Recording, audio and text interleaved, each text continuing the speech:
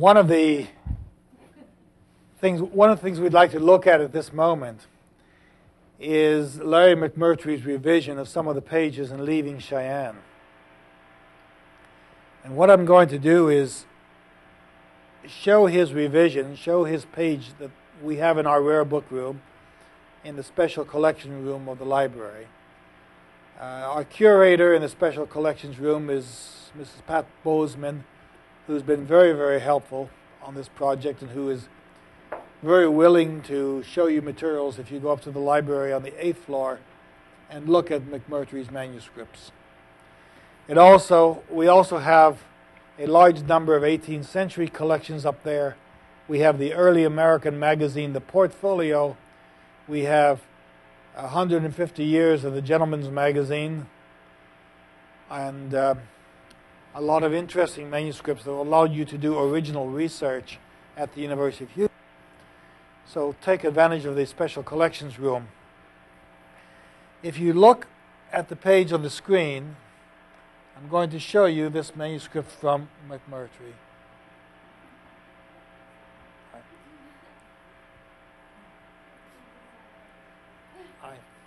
This is actually the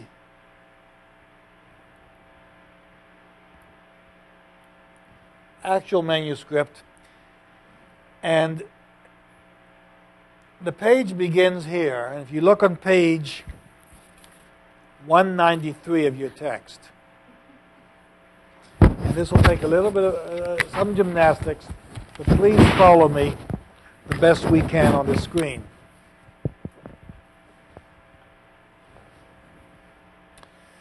Your page begins, I had just dropped a post in a hole.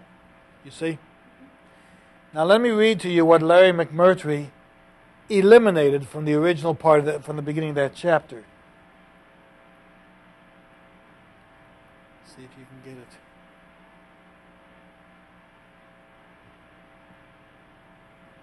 He reads this way.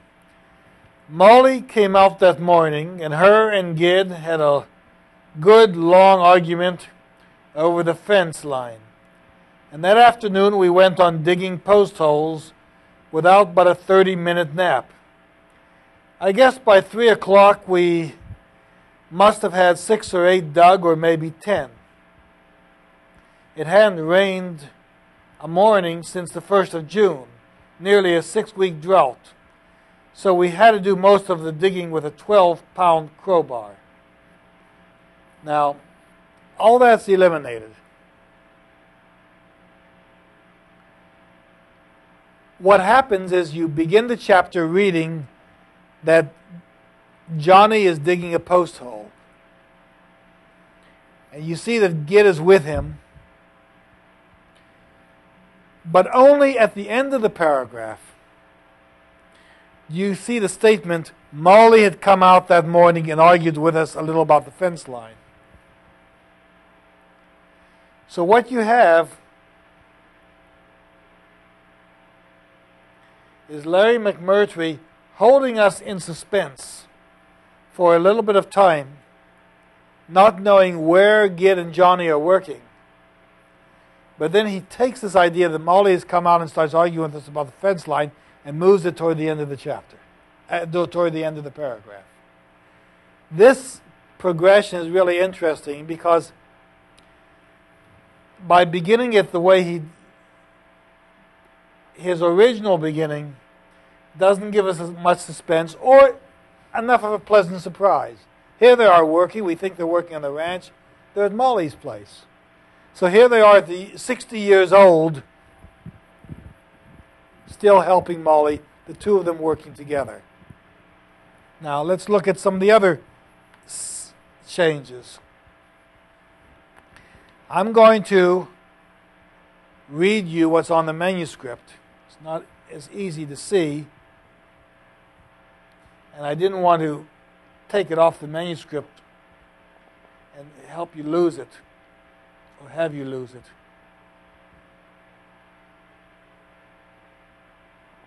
This is McMurtry's typewriter. Go to the phrase that begins, I open me one. You see, they're swigging beer. I'm going to read to you what McMurtry has here on his manuscript. You follow in your text and tell me what changes he has.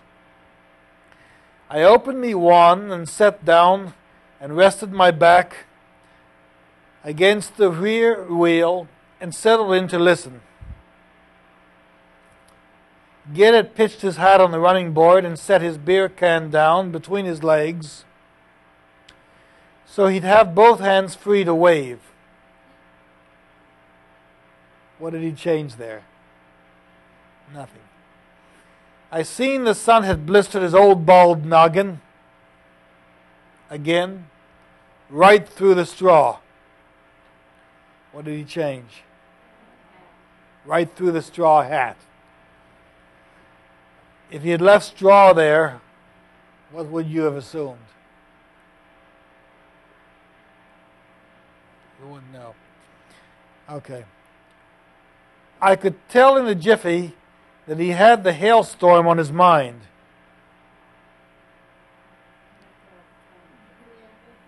He simply says he had the hailstorm on his mind.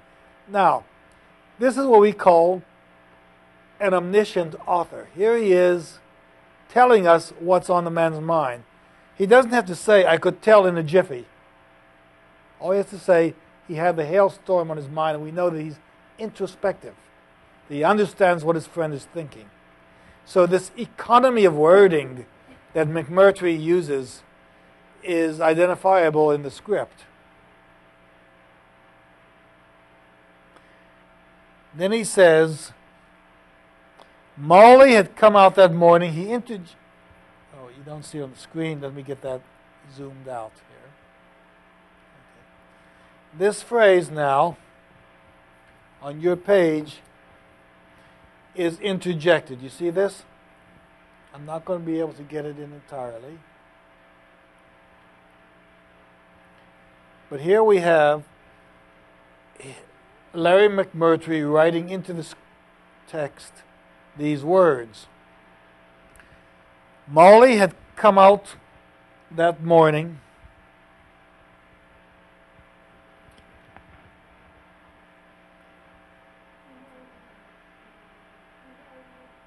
right, but it doesn't say that here. Marley had come out that morning and him and her had a big argument over the fence line. Instead, he writes, Marley had come out that morning and argued with us a little about that fence line. Which is the same thing from up above, all right? And for some reason, arguments with Marley always made Gid think of that hail. Next phrase. Let's look at the next statement.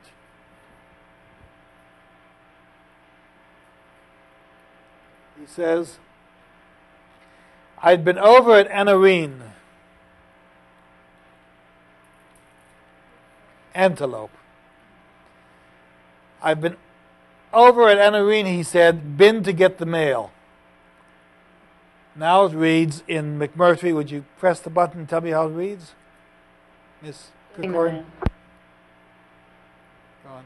Getting the mail. I'd been over at Anarene getting the mail, he said.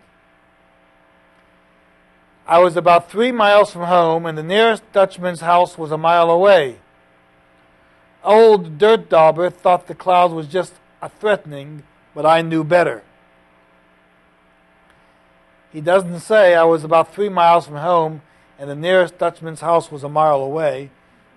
That's totally eliminated. So that phrase is totally eliminated. Then Old Dirt Dauber, the horse, thought the cloud was just threatening, but I knew better. You can't fool me when it comes to... And let's see whether it continues that way. You can't fool me when it comes to hail.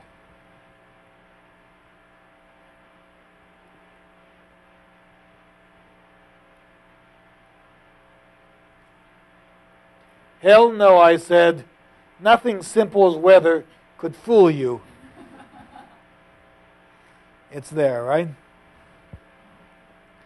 Now, next paragraph.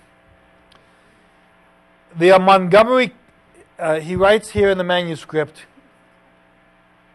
it was a good thing the Montgomery catalog come that day, he said. I took my lariat rope and then I yanked that big catalog out of my saddle pouch. Run, you bastard, I said, and I whopped old Dirt between the ears with my rope. Broke him into a lope, he was so surprised. Then a hail hit me in the throat, and I took the cramp. Well, he changed it quite a bit. I key-cawed him between the ears. Here he says what? I whooped old Dirt between the ears, and your book says, I key-cawed him between the ears with that rope.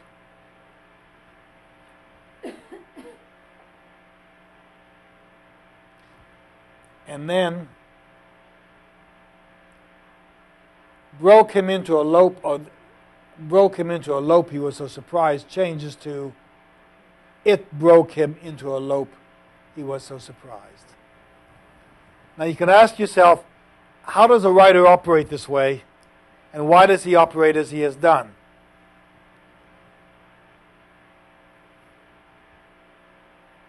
Again, it's the idea of revision. You're always revising to say exactly what you want to say and to avoid ambiguities, unless, of course, you're Gertrude Stein. That's another story. All right, let's move down the page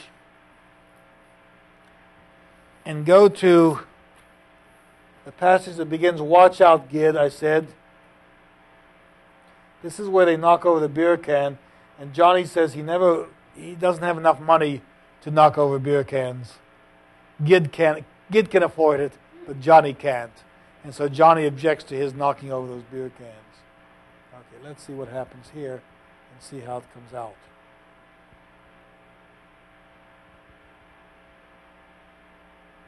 It's hard to see, but I'm going to follow with my pen, and you can read it. So, Miss Hoyt, would you read it, please? And while you're reading, I'll follow with the pen, and you can see whether it's reading correctly. Begins the book, it says, watch out, Gid. And I'll follow with the pen. Watch out, Gid, I said. Excuse me, let's just start here. All right, go on. Watch out, Gid, I said. You're going to knock that can of beer over if you don't. But he didn't give a shit for beer when he got to talking. Gid never started talking till he was 60 years old, and then he never stopped. Okay, now that's not there. That's not here. He keeps talking about the hailstorm in Thalia, and so that's completely changed. All right, keep going. That hailstorm hit Thalia in the spring of 1924, and Gid hadn't forgotten it yet. None of the old-timers had. In the long run, it done more damage to the people than it done to the window lights or the wheat crops.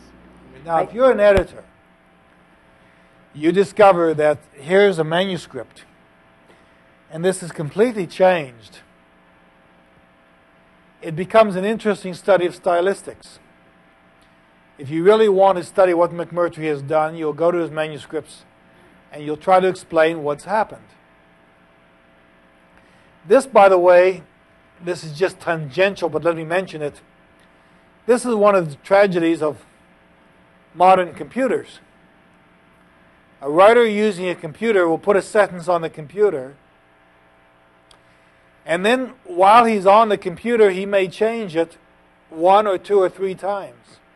You lose all these changes, you lose all these transitions, and you don't get to see the writer at work the way you see it here.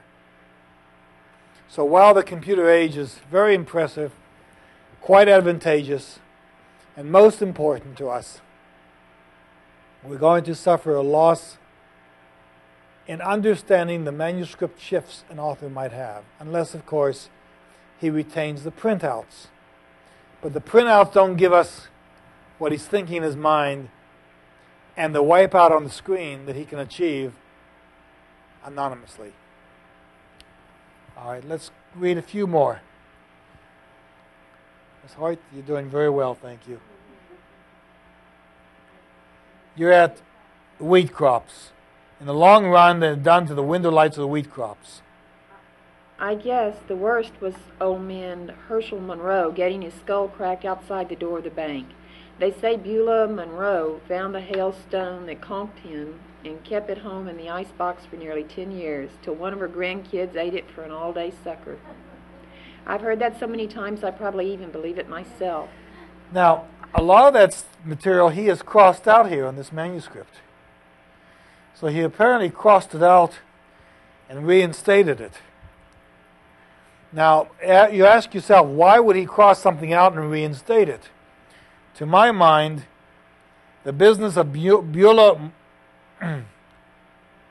the business of old man Monroe getting cracked in the head with a hailstone, Beulah Monroe finding it, and finding the hailstone so large that she kept it in a freezer until her grandchild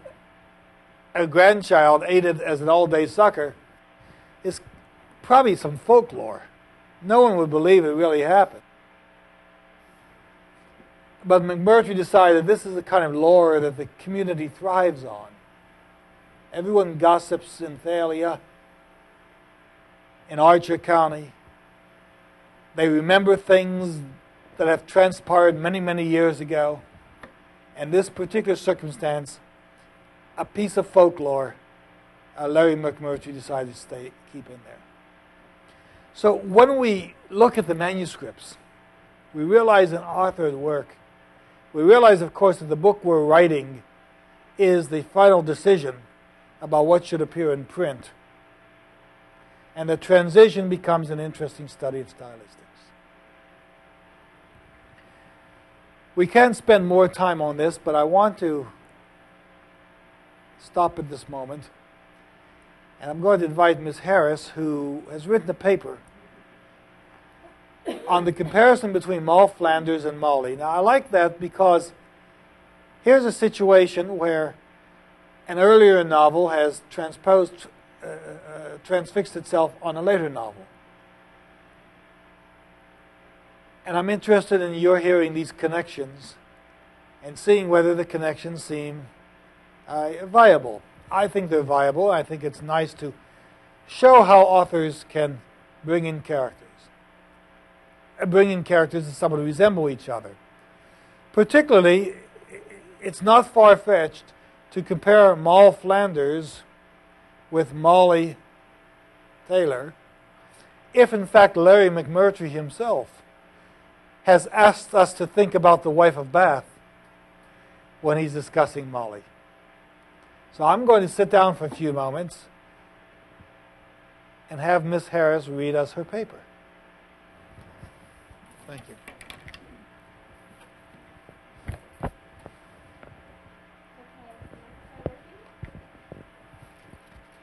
It's on. Can they hear me? Yes? Okay. Before I read this, I want to point out that there is a book on the influence of Victorian novels. It's a thesis that was recently published, and I can't remember who published it. But he wrote about the influence of Victorian novels on Larry McMurtry. It's an very interesting study, and it is located in the special collections. Another book that you'll find in special collections is this book, Taking Stock, a Larry McMurtry casebook. There are 50 essays in this book, and I think it's just about everything that's been published on McMurtry, and it's a great source, and I used it frequently. While working in special collections, which is where I ended up doing most of my research, I too looked at McMurtry's notebooks, and he, in the front of his notebook, he's making, little statements that end up in the book. For example, he writes down the excerpt that we see at the beginning of the book about the Cheyenne of this book. He's actually got that written on the first page of one of his notebooks. And these are just little statements he's pulling out of his head, and as he scribbles them down, they end up later. There's another incident. It really concerned me. The whole reason why Molly marries Eddie was a big problem for me. And he writes, quote, "A woman's love is like the morning dew. It's just as apt to settle on a horse turd as it is on a rose." And I looked. I couldn't find it in the book, but somebody else might be able to. It might be in there. Let's see. I took bibliography and research methods with Dr. Rothman last semester, and the most important thing that he taught me was to always be on the lookout for paper topics. And dealing with the manuscripts and the correspondence and the biography, especially the autobiography that McMurtry writes, there are eons of possibilities for papers, and it's amazing what you will find. I came across a small article that was published in 1968 in Harper's Magazine by Larry McMurtry called "Take My Saddle from the Wall," and he's writing about his grandparents and his uncles, and there's a particular character that is so important to McMurtry's writing, his Uncle Johnny. And if I just go, I won't read them, I'll just mention them. It's amazing, some of the incidents that he writes about Uncle Johnny end up in the book. He gets thrown off a horse, and he's extremely offended because his brother thinks he can't ride the horse. He doesn't care that he's been thrown off, but he's insulted because his brother, he thinks that, you know, if he's going to get pitched by any horse, that's a pretty good horse to get pitched from, but he gets upset at his brother for suggesting he can't ride. He talks about how he's the real man, the real cowboy in the family. There's an episode where he goes out to one of his brother's ranches, and they generously provide him with a teepee for the colder weather. And we have the incident with Johnny living in the teepee out in the middle of West Texas. Where was it? Oh, okay. Well, can I read one quote from a letter real quickly? Oh, okay. I was looking through the letters also, and John Leggett was apparently his editor, and he and McMurtry had a little bit of correspondence about the unfortunate situation of Molly marrying Eddie, and he was upset about it too, so I wasn't the only one. But John Howard Griffin writes to John Leggett that, quote, "It's pretty damn disgusting for a 24-year-old man to write so well, to retain such freshness in his disciplines, such a sure touch. He ought at least to have to struggle a few more years before coming anywhere near this." Okay. Molly and Moll, a difference in security. A shift from 18th century ideals of female security to modern ideals of feminine lifestyles occurs in a comparison of Daniel Defoe's Moll Flanders and Larry McMurtry's Leaving Cheyenne. Written 2 centuries apart, a progression of views concerning the needs of women, the independence of women, and the continual movement towards a new world that has definite and ever-changing societal and moral implications becomes evident. Defoe's Moll struggles for her very existence in a world that she must confront and attempt to effect change, in a world where without social acceptance one rarely succeeds or even survives. Moll, born with all odds against her, overcomes each obstacle, learns the necessities that will bring her the security she needs, and finds her home in the new world of America, where her past no longer haunts her. She takes freedoms within and without the system and manages to locate a world for herself in a new society that offers her the security that she always seeks. McMurtry provides a portrait of another society, like that of 18th century England, whose lifestyles and values are evolving. As America pushes England into the New World, so does the city encroach upon the Wild West and alter it in a way that could only kill its old values and traditions. Molly, although struggling against the death of her lifestyle, brings Gid and Johnny into the modern world with her views concerning women's freedom and marriage. Molly locates security and strength in her relationships with the men in her life rather than the family, friends, and money that bring security to Moll. Defoe is known for his strong female characters, and his creation of Moll follows this standard. Despite her strength, however, quote, Defoe uses Mall's roles as criminal and woman, both outsiders, to criticize emergent capitalism, but in so doing, he also reveals the more long-standing evils of sexism, end quote. For an 18th century woman, Mall manages to survive almost miraculously without the help of money, family, and connections.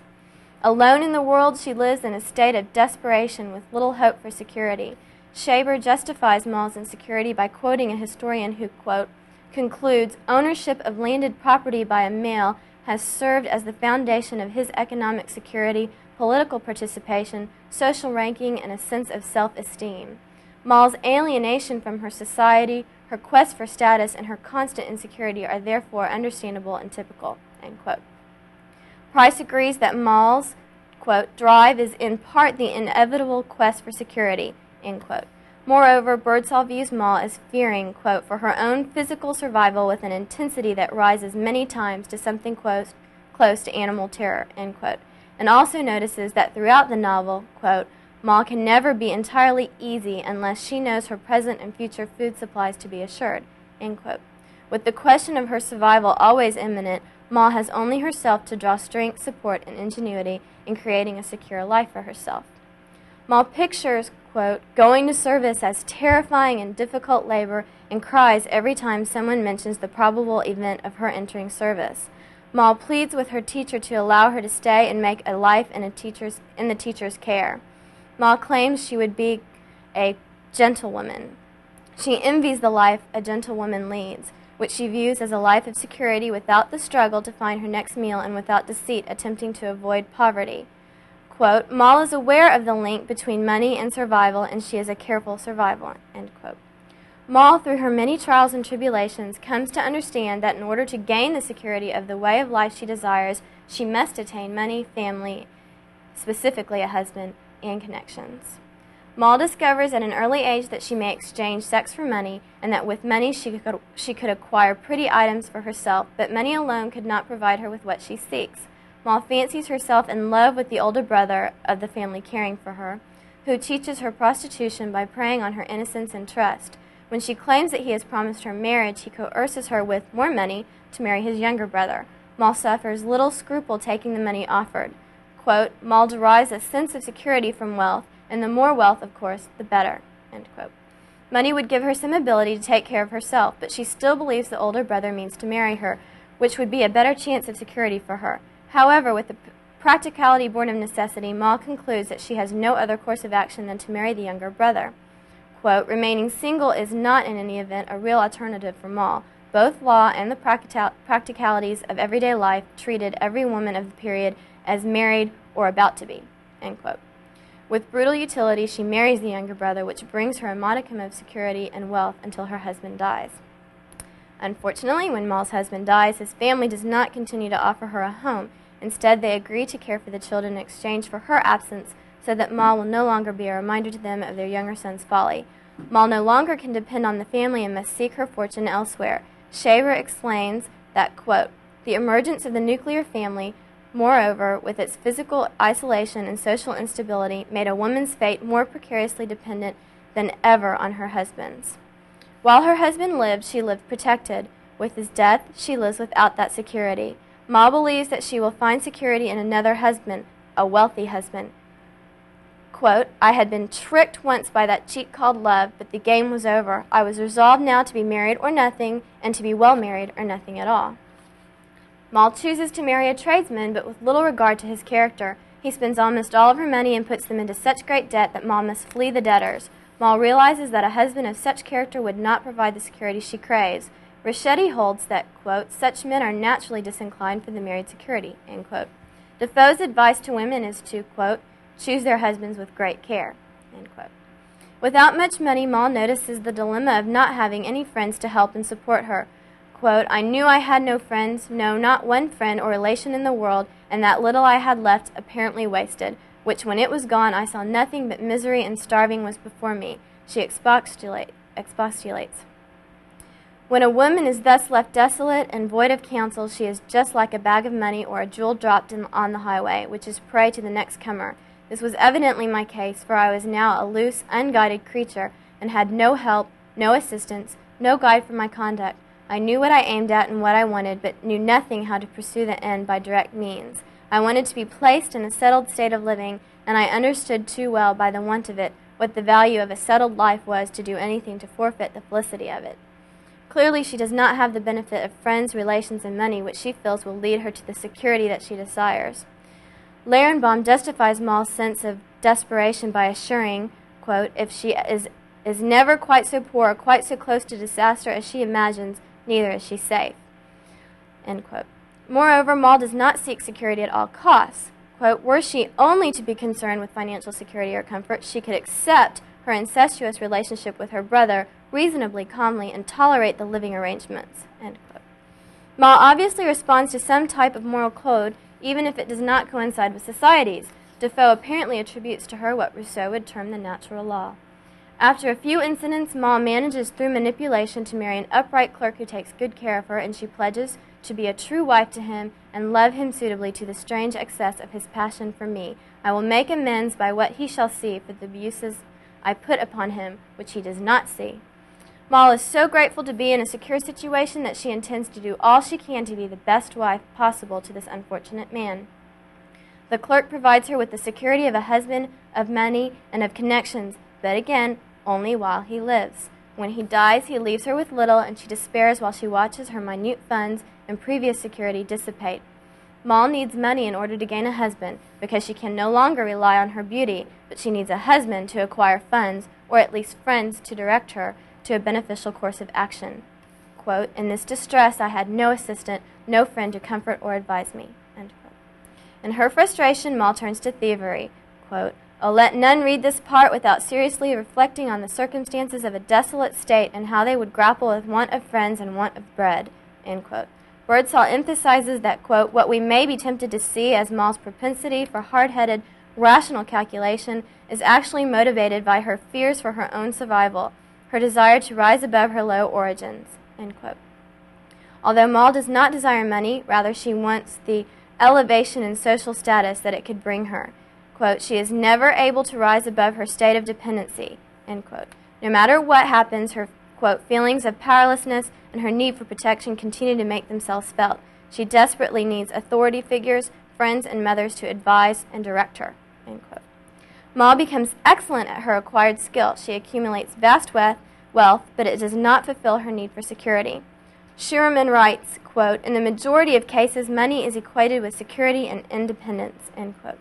No matter how wealthy Moll becomes, however, it is never sufficient to make her feel secure enough to cease her evil ways. She considers, quote, yet I could not all this while enter into one serious resolution to leave off this trade, and especially considering that I was now very far from being poor, that the temptation of necessity was now removed, end quote.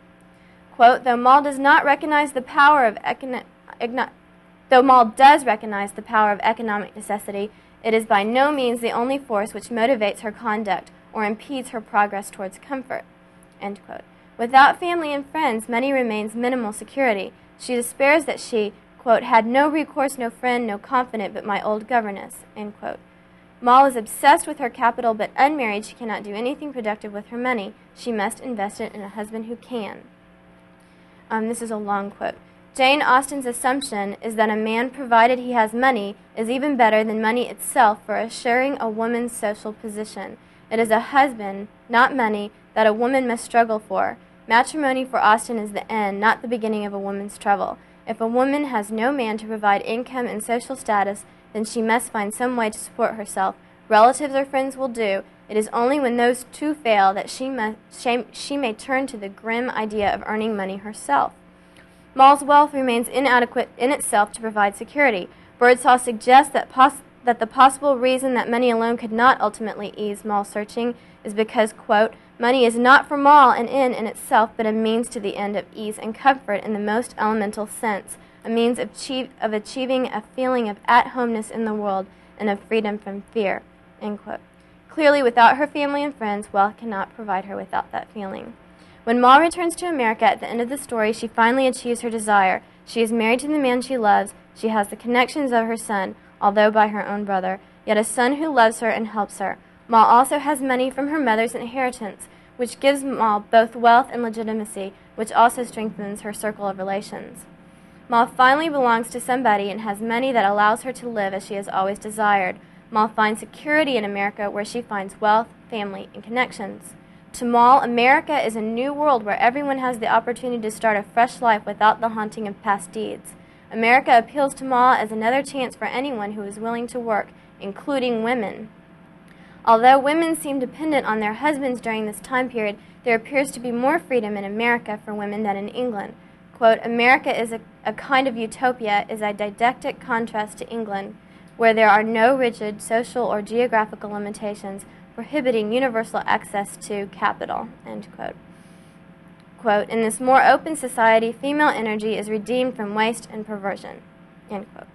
Mal's mother, not her non-existent father, may bestow legitimacy upon Mal in America. In America, Mal essentially controls her life as well as her husband's in easing the trip on the boat, choosing the area to settle, and receiving the money from her inheritance.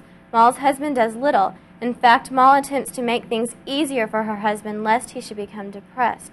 In America, Molly may cast off her unrecognized illegitimate birth in Newgate. She can rise from her poverty without family, without connections, and without money to live a humble and contrite life in her security, created by her new life with family connections and wealth in America. Almost 2 centuries later than Mal Flanders in America, Molly Taylor searches for security in her own life. Unlike Mal, Molly does not seek security in marriage, nor does she in wealth. Molly seems to find security in her relationships with the men in her life. At the end of her story, however, there still exists some uncertainty as to whether she has actually found security. It is possible that the security comes from within herself, although she may not distinguish it. She has an innate, quote, ability to trust in the validity of personal feelings, quote, over social norms. Molly remains constant throughout the whole story, as no other character does. Her father dies, Johnny and Eddie come and go, Eddie dies, Gid struggles with his conscience, cannot remain with her, and eventually dies.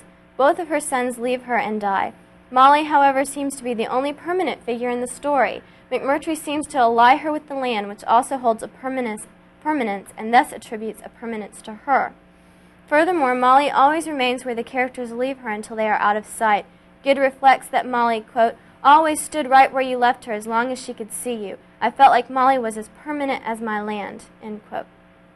Despite her apparent stability, however, Molly still seems to seek security outside of herself in her relationships with men, especially when she considers her regrets of not marrying Gid. She really never discovers the strength in herself. Other characters recognize it and seek her for that dependability. Phillips contends that Molly functions, quote, as an important directional spirit, end quote.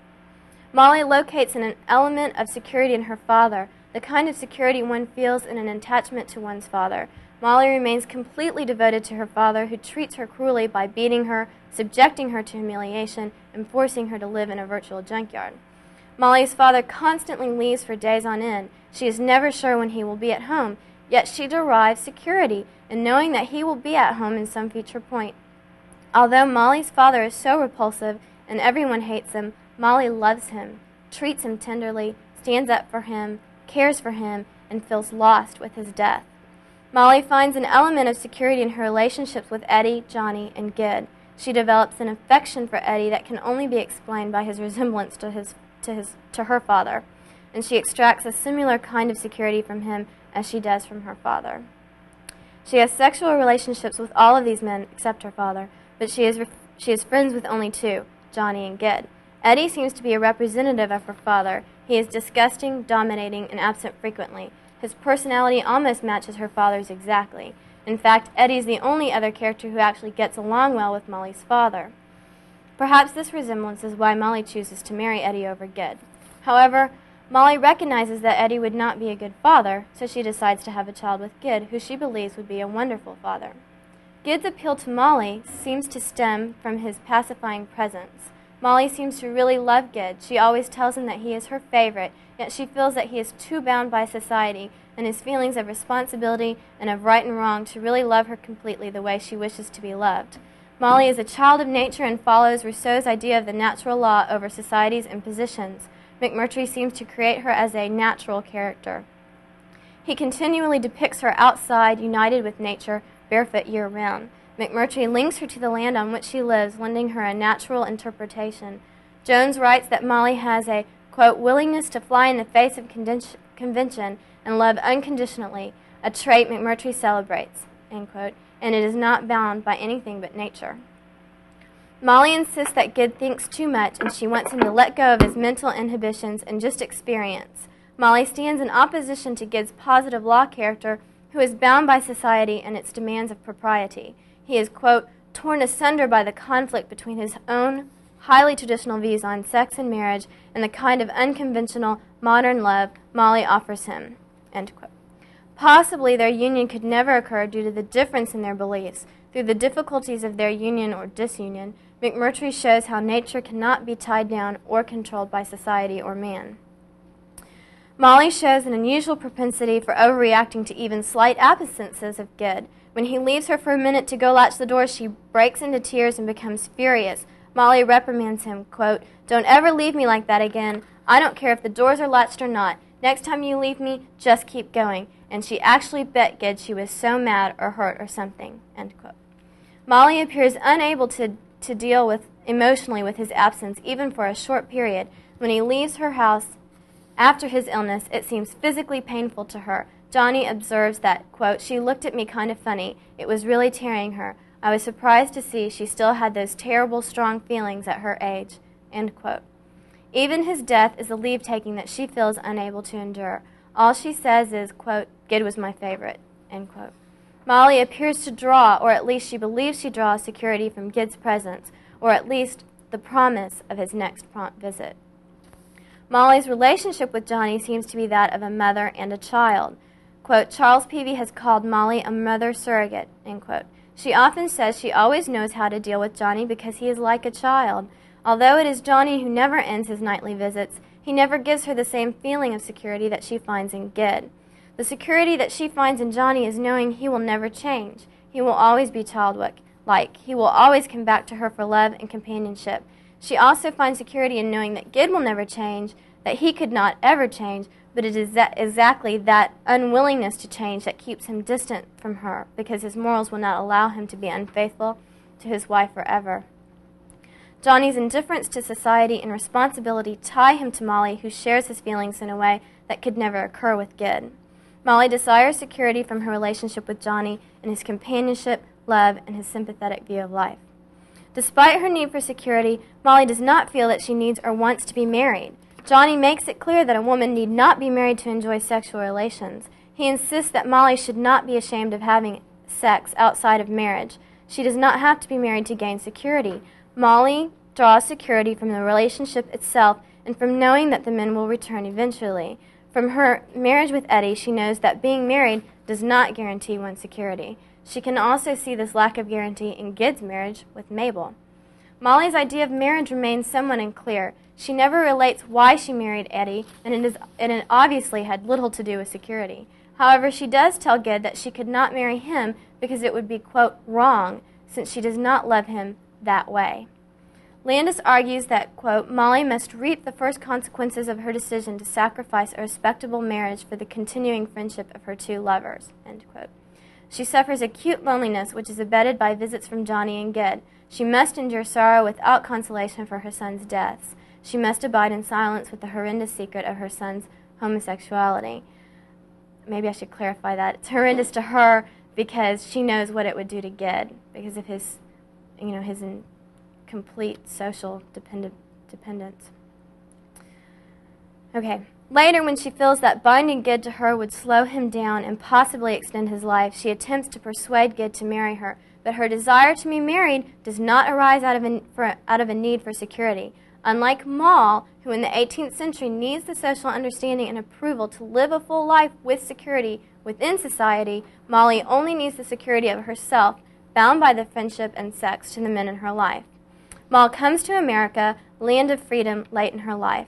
America equates a new beginning for her. Molly is a product of that America. She owns her own land, drives a car, and votes. However, quote, one element of tragedy is that he, McMurtry, is committed to an orientation that includes but does not recognize the female, end quote. Molly exists in a world that allows women more freedom, but also ignores and thereby excludes her. Her only means of becoming recognized is through her various relationships with men: mother, caretaker, lover, friend. Although Moll had more freedom in America than in England, Moll needed her husband, or at least her son, if only as a front, to gain control of her land and money. She relates, quote, "I would gladly have sent my husband away to Carolina and have come after myself, but this was impractical," end quote. Molly, however, needs no one but herself to accomplish similar things, yet she still seeks the security of relationships, if not marriage. Molly decidedly gains security from the relationships she has with men. She has a need inside her that drives her to be everything that she can to them. Molly reflects, quote, "I never was happy when I just had myself to do for, or even when I had somebody else wanting to do for me. That was nice, but that wasn't the main point about loving, at least not with me. The main point was having somebody I could let my feelings out on, and I couldn't do that very well at a distance. I needed to have somebody right around close so I could touch them and cook for them and do little things like that. It was always men or boys with me. I never knew a woman I cared for, not even Ma. Men need a lot of things they don't even know about themselves, and most of them they can't get nowhere but from women. It was easy to do for them most of the time, and it made me feel so comfortable." It is Molly, however, who brings women into the modern world with her naturalistic, non-conventional views on love, marriage, and life. Pilkington notices the difference in the life of the city and the ways of the frontier. Quote, "What is different is that frontier freedom has given way to a rudimentary yet suffocating society that attempts to impose a totally different set of values and mores," end quote. Furthermore, Pilkington finds that McMurtry implies, quote, "that what has been lost is not just the frontier and its values, but all values, that the only principle by which one can now live is the assumption that there are no absolute values," end quote. McMurtry, from his view in the 20th century, lives with the obvious degradation and loss of absolute values that were the basis of the 18th century society. Moll and Molly, with their differences in security, effectively portray the massive shift of the ideals of and for women over the past 200 years.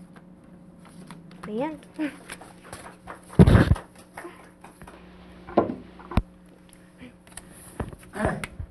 Are there any questions of Ms. Harris? She's up there. She has all the information you would want about Larry McMurtry, including one of his articles, Leaving Cheyenne, and a book that contains all the criticism one could possibly desire. So, Ms. Harris, do you have any responses? Does anyone have any questions to ask her? Any questions? Do you want me to say a little something about McMurtry? If you'd like. Well, I just, in researching, I couldn't believe the amount of information that our library has and the amount of topics that could be explored. I especially liked the article that dealt with his Uncle Johnny, because it is so obvious that he draws from that character to create Johnny and Gid. It's extremely evident. I would like to read the sentence to you, because Dr. Rothman mentioned earlier about writers taking images from life, and McMurtry writes, "Those images, as it happens, all come from old Texas, but it would not be hard to find in today's experience or tomorrow's moments that are just as eloquent, just as suggestive."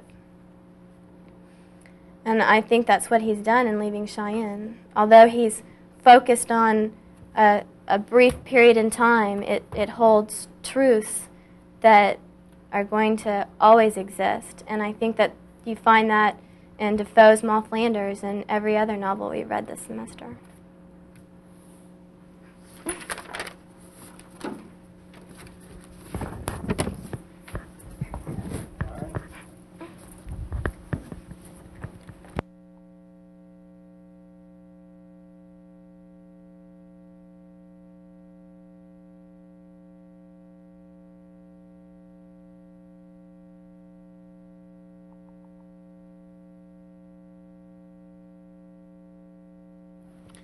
Thank you for that guest appearance. It was very nice to have a different voice and to have more information coming from you. I thought you'd like to look at this page from Larry McMurtry's diary. It's called the Marley Section, and he has this phrase or this page. Let's see if we can focus it, and then I'll read it to you. It says, Marley Section, ruminations on her sons, on the men she has loved, on how she knows whose the boys' fathers were. 3 long chapters, one of rumination, one with Gid the night Joe gets killed, one with Johnny 2 months later.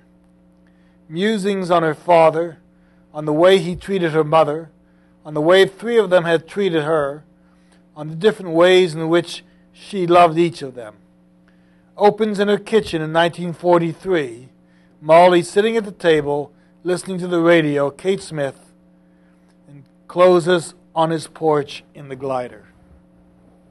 You get some idea of the plan that McMurtry has laid out and the ideas that he is presenting.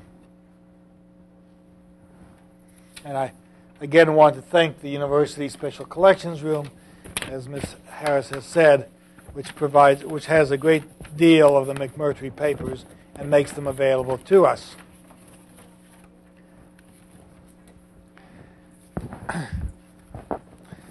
I'd like to look at the Marley section briefly then.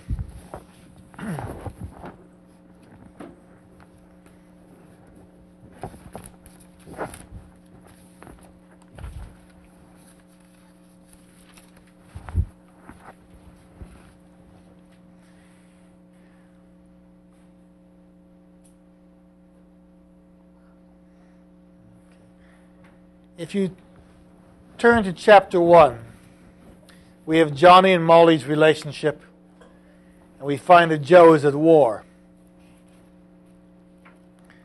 Let's get some idea of the ideas that Larry McMurtry is giving to us.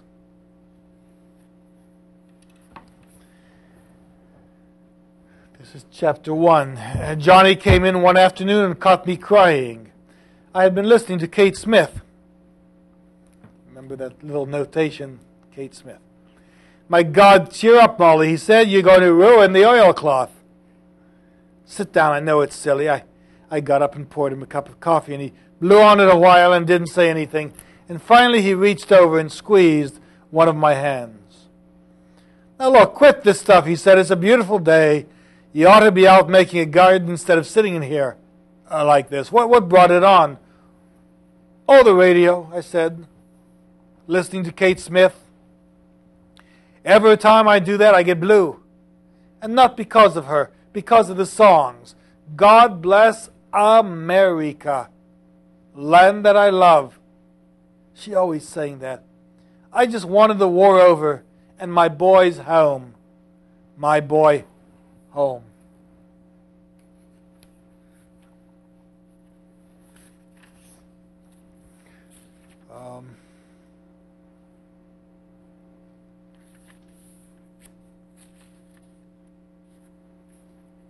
Go to page 140.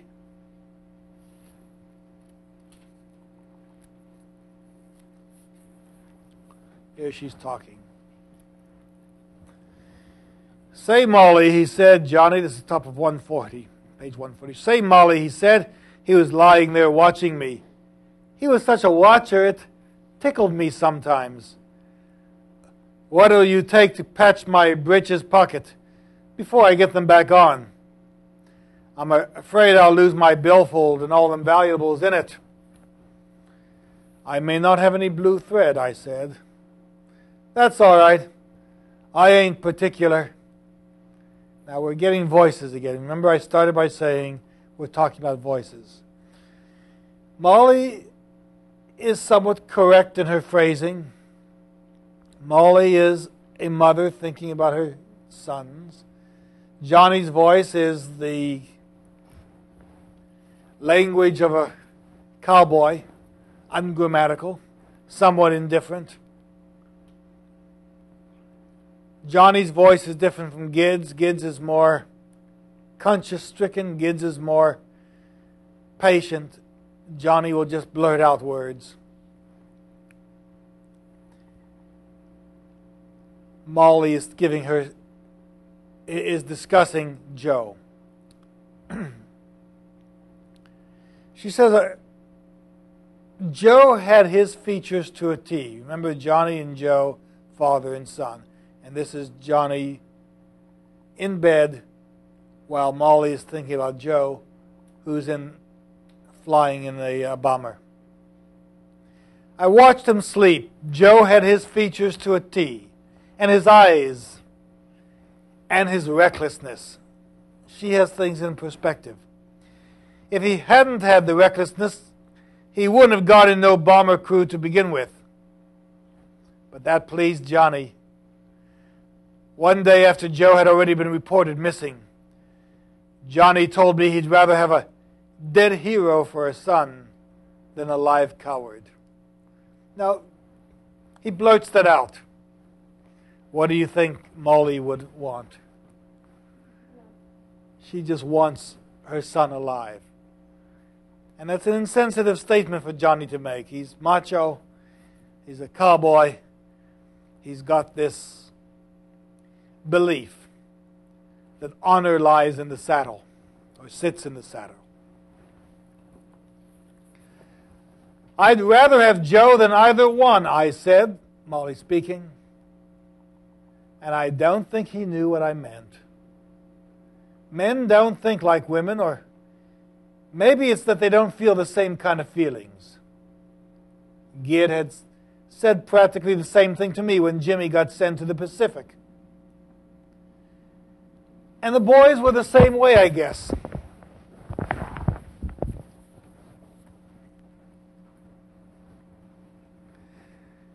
Joe actually enjoyed living over in England and flying.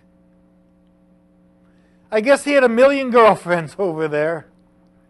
I was always afraid he'd marry one of those English girls and bring her home to Texas and not know what to do with her. In his letters, he never mentioned things like that.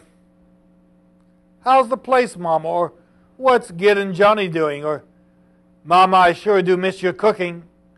These army chefs sure can cook like you. Why don't you send me some cookies? Letters like that. Joe was the liveliest kid in the world and the best natured. I waited till he was 16 to tell him Johnny was his dad. It had bothered Jim so much when he found out Gid was his. But it tickled Joe flat to death. I imagine he pretty well suspected it anyway. But when he grinned at the news, I cried for half an hour. I was so relieved. I doubt Johnny and him ever talked about it. They usually just talked about horses and ball playing and rodeos, things they were interested in. They probably never even mentioned it. Things like that just didn't worry Joe like they did Jimmy. Johnny was sound asleep, and she sees in Johnny her son Joe. And there's a very poignant speech. Again, realistic. She wants Joe. She doesn't care what he's like when he comes back. Johnny, of course, just blurts out what he thinks. And again, a lot of it is understated.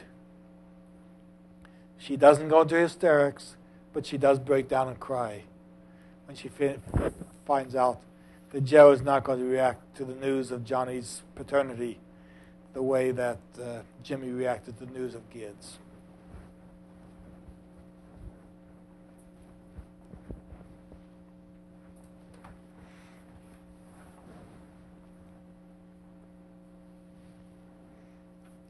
Chapter 3 is interesting. We have Moll recalling again what she thinks about her father.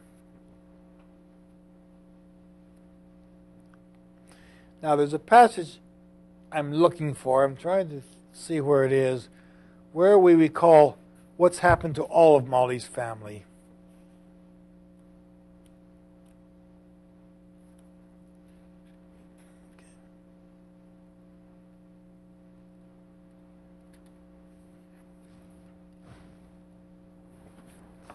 So let's look at Molly's recount of what her father's like.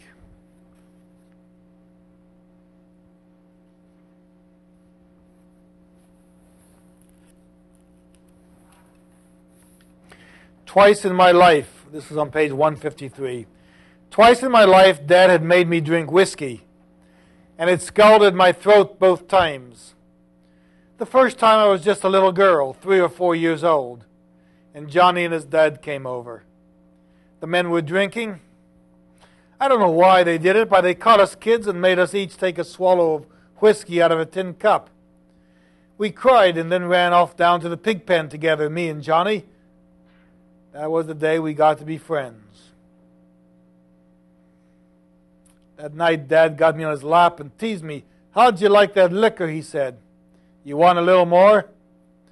You can have some of it if you want it." And with all implications.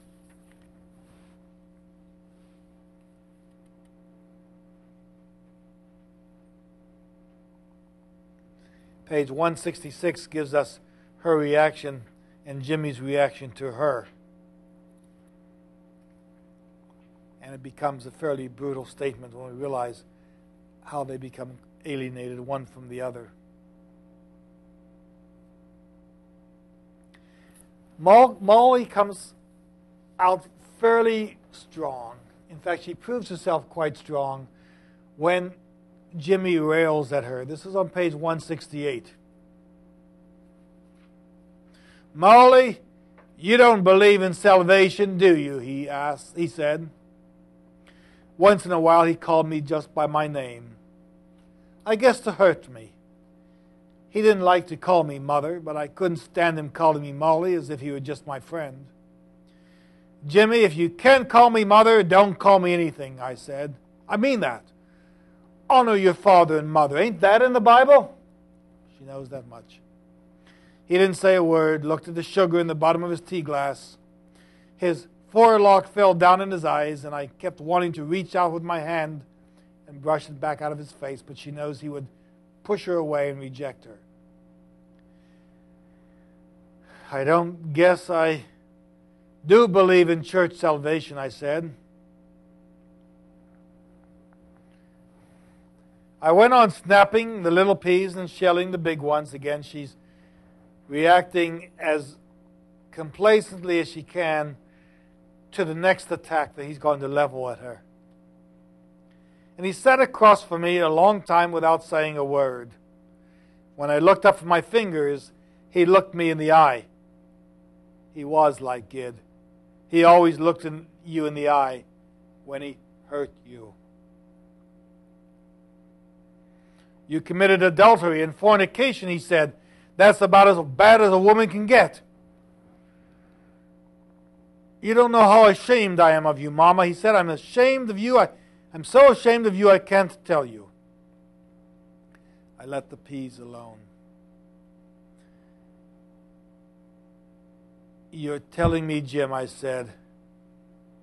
I would have given the best touches of my life to have been able to hold Jimmy then. I probably would have died right there if it would have taken away what was bothering him. But I knew nothing that easy would happen. Realistic, understated. And finally, I guess what he wanted was for me to deny it, to tell him I hadn't really done neither one, and that everything the preacher said about me was wrong. I sat the peas on the table. "Jimmy, those are just 2 words to me," I said, "even if they do come out of the Bible." And here's the reconciliation. "But you did them," he said, "in this house we're living in, too." "I wasn't saying I didn't," I said. "And I wasn't saying I'm good. I guess I'm terrible. But words is one thing, and Loving a man is another thing. That's all I can say about it. And she can't reconcile with him.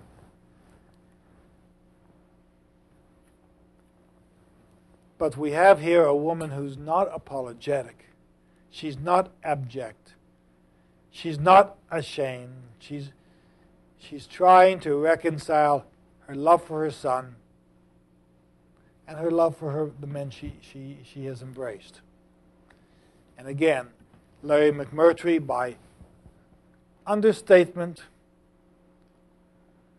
by giving Jimmy his due, by giving Molly hers, achieves a brilliant conversation of voices. Jimmy, shrill, angry, sanctimonious. Molly herself. And when you listen to the voices of these characters, in so many cases, McMurtry has grasped the personality and the psychology in the voice. And others have done it, but to have done it so well, certainly at this age, and even today, I think the book holds out very well.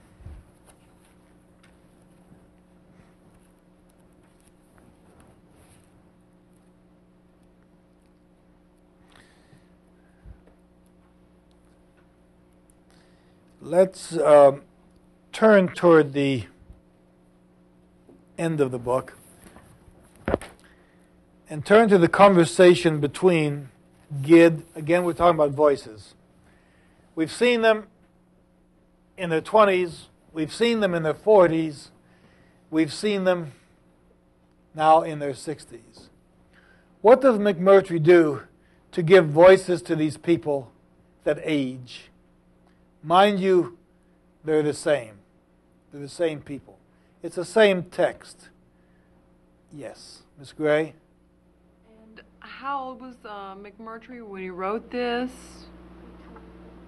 So at 24, he was able to have the knowledge of what old people could sound like? Well, because in all his writings, he talks about being around old people. He talks about his grandparents. He talks about his parents. He talks about the old people who had come over and who had ranched so long. The long line of Texas cowboys from whom he's descended. One of the characteristics of a novelist is the ability to listen very closely to dialogue and to make perceptions. I don't think you have to be an old man to write about old people, a young man to write about young people. Daniel Defoe proves you don't have to be female to write about women and give us and express their dilemmas and their problems. Nor does George Eliot have to be a man in order to write about men in Silas Minor. I think the writer's characteristic is his ability to listen. And if you want to know how people talk, one of the ways to do it is to go to our cafeteria. Edge your seat close to some people at a table, pull out your notebook, and while they think you're writing your own text, you're actually writing down their conversation. Listen to them talk. Go on a bus and listen to people talk. Dr. Rothman? Yes, Ms. McMurtry writes about being around his family and being small and kind of bookish, he says. And he says that his family thought he was worthless because he was little and he wasn't strong like his brothers, like a cowboy was supposed to be. So he was kind of the little one running around listening to everybody else and not really doing the work. Right, and he says he felt like an outcast in high school as well because he was intellectual, more intellectual than others, read books voluminously, and had this problem of people who perceived him as being different from themselves. Right. But one of the things he does, and it's more blatant than he normally does, is to have Gid and Johnny talking about their false teeth, the hearing aids, and their creaking bones.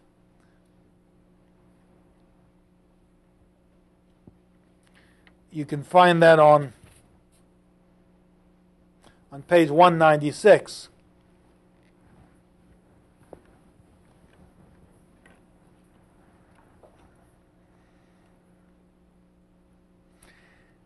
They're talking. Put your hat on, Gid, I said. John, this is Johnny's section, of course, on page 196. Put your hat on, Gid, I said. You'll go off and forget it and take a sunstroke. Once he says you'll forget it, he's suggesting that his mind is going. He's getting older. That was the first time dirt had kicked in 10 years, he said. It surprised me, and then he run off. Did you cuss him, I said. Yeah, but it didn't do no good. Well, I know that don't surprise me. I said it don't do no good when you yell at me either. Yeah, but you ain't a horse, he said. That's all right. Neither one of us can understand you when you yell. You don't talk plain. Bullshit, he said. If you just get one of them little invisible hearing aids, you could hear fine. Now that's the slight suggestion that they're older and they have to handle each other. Fine. Nobody's going to blame you for getting old. Gid was the worst about that kind of remark I ever saw. Who said anything about old, I said. You splutter when you yell. Maybe it's them false teeth, I don't know. And the next time I wish you'd buy Pearl if you're going to buy beer. You let this get a little warm, it tastes like horse piss. He threw his beer on the pile. He threw his beer can on the pile we were building up by the loading chute. You know, Johnny, we're going to have to haul them cans off one of these days. That's somewhat prophetic. I don't know whether that's just a simple statement or whether the fact that we're going to have to do something eventually suggests that old age has reached a point where ultimately they're going to experience death.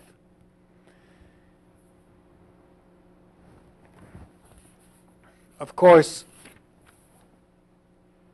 Gid has the problem. Gid and Joe, when they're working on the windmill, have to fix it. The pipe comes loose, and Johnny says, I'll take care of it. Gid says, no, I'll climb up on the ladder. And when he gets on the ladder, he falls backwards. And that's when he thinks at first he breaks his leg, but in fact is suffering internal hemorrhaging.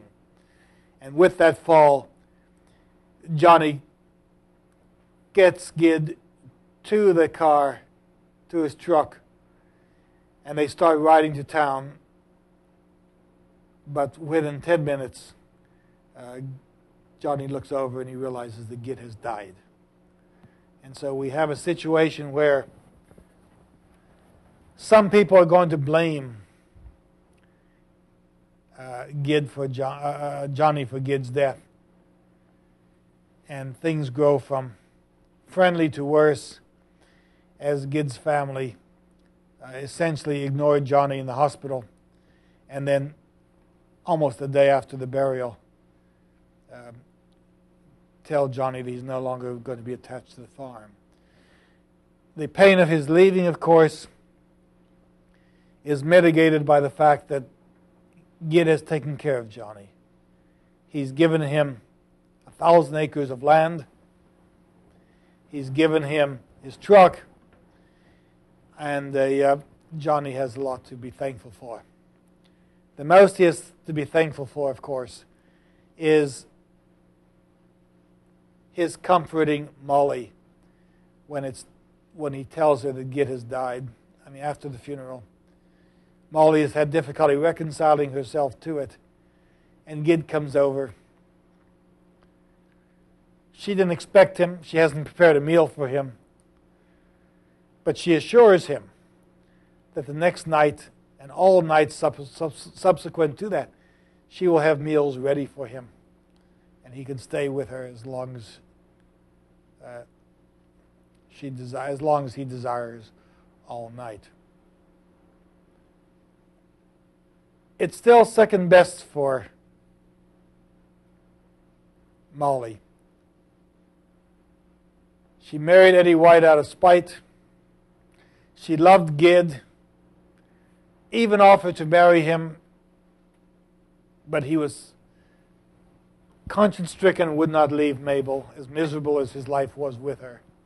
And finally, Eddie's gone, Gid is gone, and she's happy with Johnny, whom she inspires and who makes love to her, even at this old age. So the love to that extent then is pure, it's wholesome, it's